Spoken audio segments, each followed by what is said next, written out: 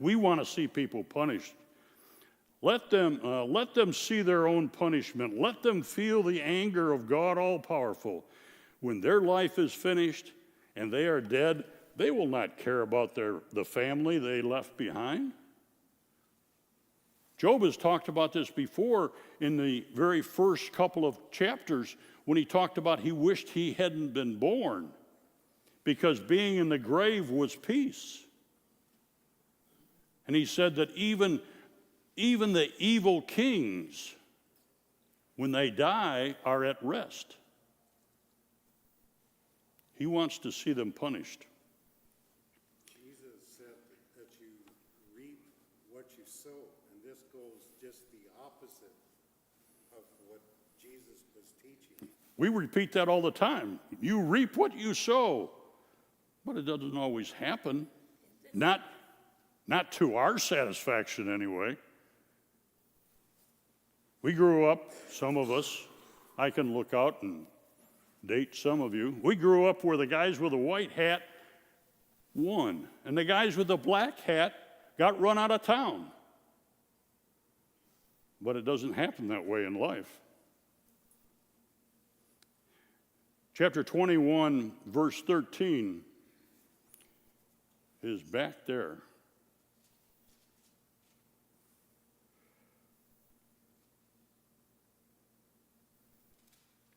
Fact 21:23, one person dies after living a full and successful life, a life completely safe and comfortable with a body that was well fed and bones that are still strong. We know people like that. We hope to be that.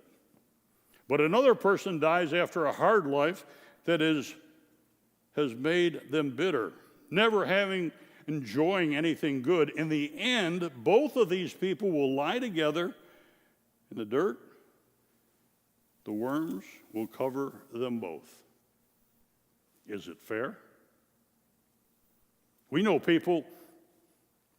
good people, but diagnosed with a terminal disease. I knew a woman, the mother of a friend of mine, never smoked, never lived in a home that had smokers, and she died of lung cancer at an early age. It's not fair. We can point to a relative or a friend or a neighbor that we knew that have passed early or suffered greatly. It's not fair. And this is what Job said. There is no justice.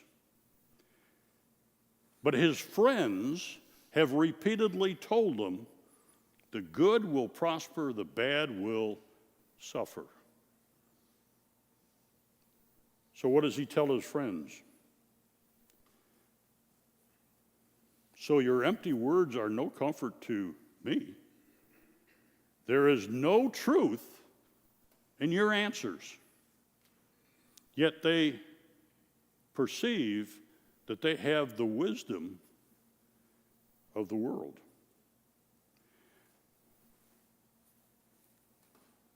Laissez-faire from Taman answers, does God need your help? Even the wise of us is really not useful to him. Does your living right benefit him? Does God all-powerful gain anything if you follow him? Why does God blame and punish you? Is it because you worship him?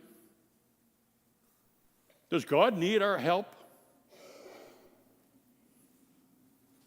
No. Does it benefit him that we are faithful? Or does it hurt him that we're not faithful? Oh, we know what the scriptures tell us. God wants no one to perish. He wants no one to perish, but does he cut us some slack? Does he change the rules for Church of Christ people? Maybe we don't have to follow all the rules because we come to church every Sunday. The rules are the same for everyone. He doesn't want anyone to perish, but the rules what God says is there. So, what does that mean? In verse 5:22, it ends and says, no, it is because you sin so much, you never stop sinning. That's what his friend is telling him. You never stop sinning. Of course, they don't know, they haven't seen any sins in his life, but they perceive because they have put this out that he must have sinned and has yet to ask for forgiveness for that sin, he is guilty. He goes on and tells Job, now Job, give yourself to God and make peace with him. It's your fault. Give yourself to God, pray to him. Do this, and you will get many good things. Accept his teaching, pay attention to what he says. That's just the answer that Job's looked for, right?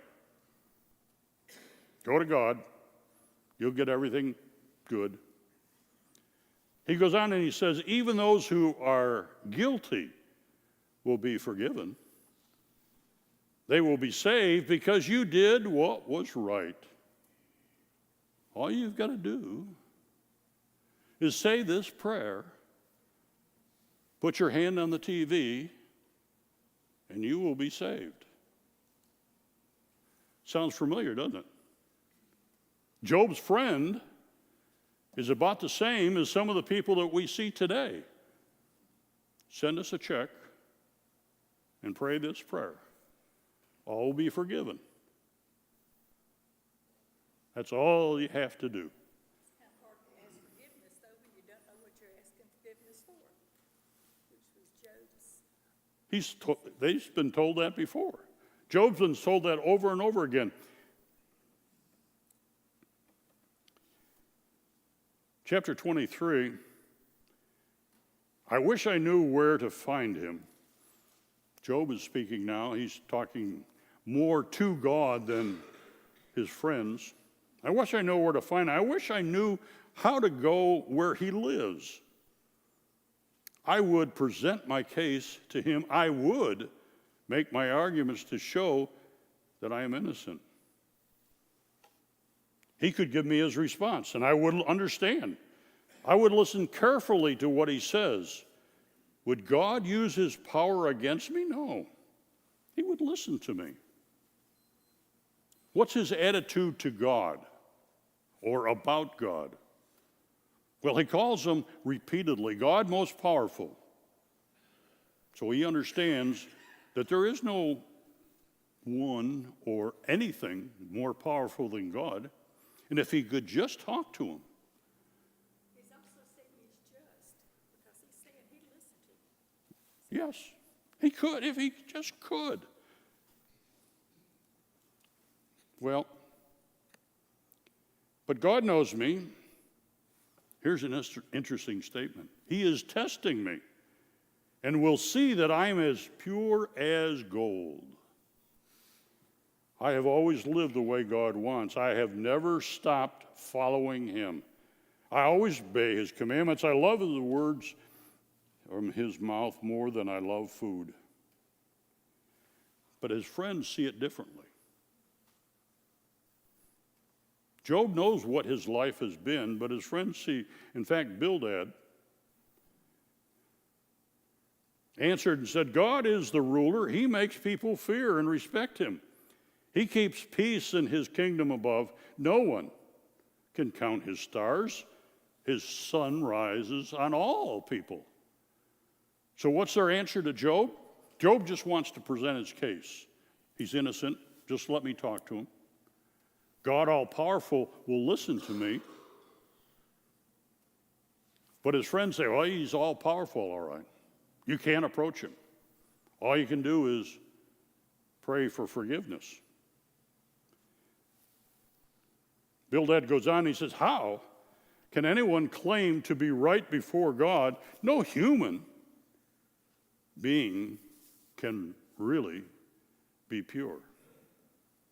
Is that true? No human being can. Well, New Testament tells us that all have sinned, fall short of the glory of God. And I've said before that some of the commentaries that I studied said that obviously Job was sinless.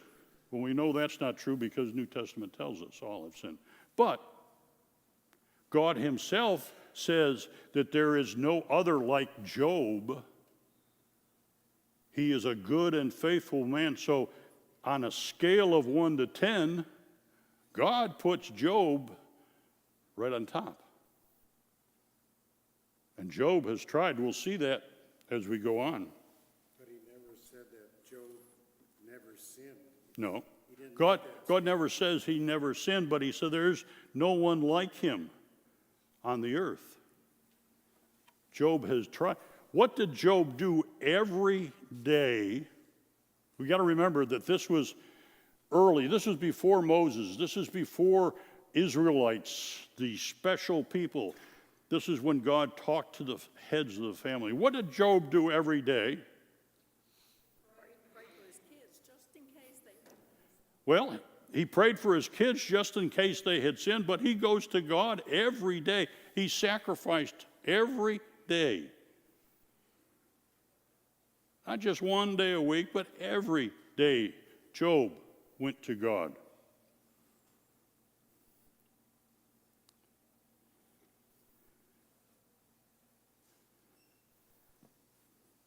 In God's eyes, even the moon is not pure and bright. Even the stars are not pure.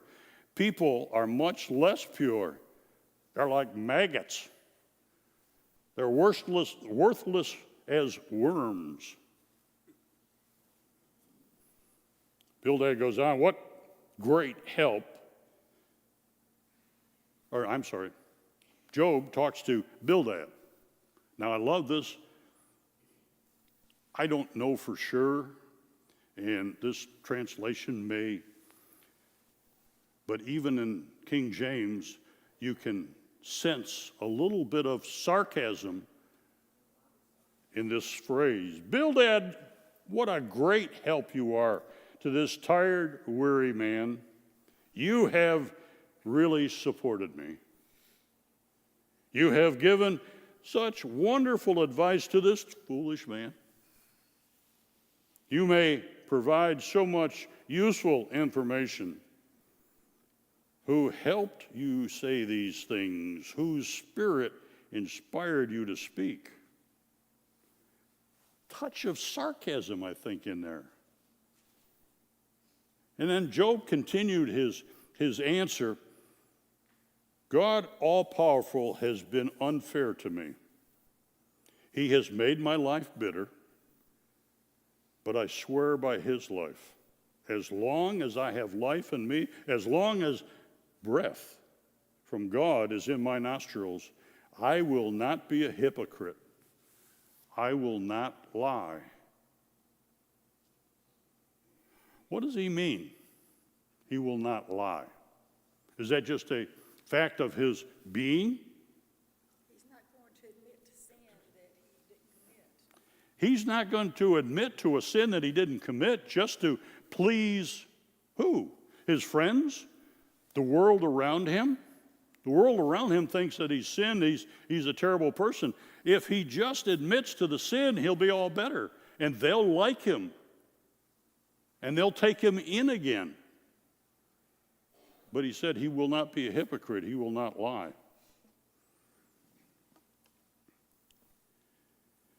You will never hear me say, you men are right. Until the day I die, I will not be untrue to myself. I will hold to my innocence and never let go. My conscience will always be clear.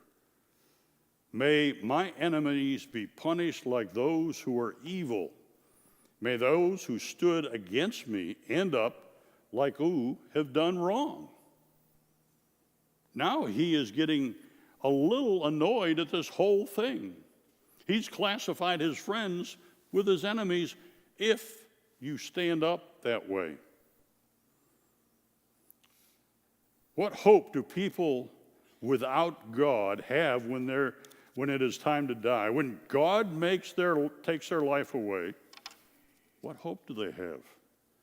When they have troubles and cry out for help, God will not listen to them. It will be too late for them to enjoy talking with God all-powerful. They should have prayed to God all the time. Wow. Is this something that we need to hear? Most certainly. He makes a statement here, what good is it if you don't know God?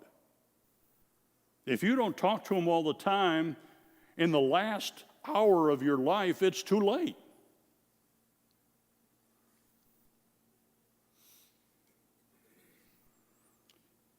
As I said before, in chapter 30, we jumped ahead, and this, unlike some of the lessons I teach, we have been jumping back and forth. We jumped ahead to chapter 30 a while ago, and it talked about all the things that Job was before all these tragedies took place, how he was respected, how men looked to him for his advice, how he was prosperous. I'm sorry, in chapter 29. So let's jump ahead to chapter 30. This is what he has to say now.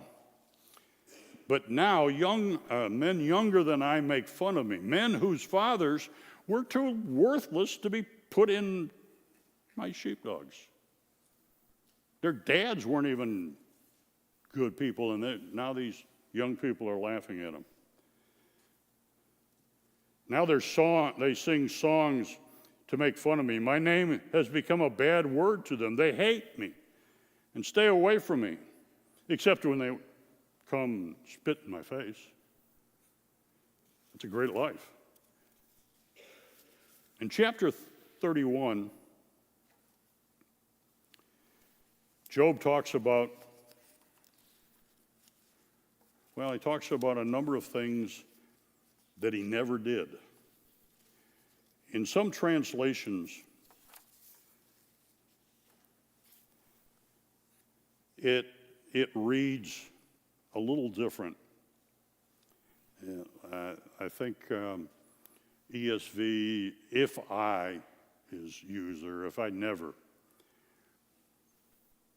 Easy to read makes it, takes it a little bit differently. So kind of read along with me in your version and you'll see a difference. But it amounts to the same thing. Jumping to chapter 31, the very first verse, I made an agreement with my eyes not to look at young women in a way that would make me want her. He's talking about how he lived his life and how he armored himself in this world. Verse 5, I have not lied to anyone. I have never tried to cheat people. If God would make accurate scales, he would know that I am innocent. Verse 16, I have never refused to help the poor. I always give to widows what they needed. Verse 18, all my life I have been like a father to orphans and have taken care of widows. Whenever I found people suffering because they didn't have clothes or saw a poor man with no coat, I always gave them something to wear. I used the wool for my own sheep to make them warm. They thanked me with all their heart. Verse 26, I have never worshiped the bright sun or the beautiful moon. What's that in reference to? Idolatry.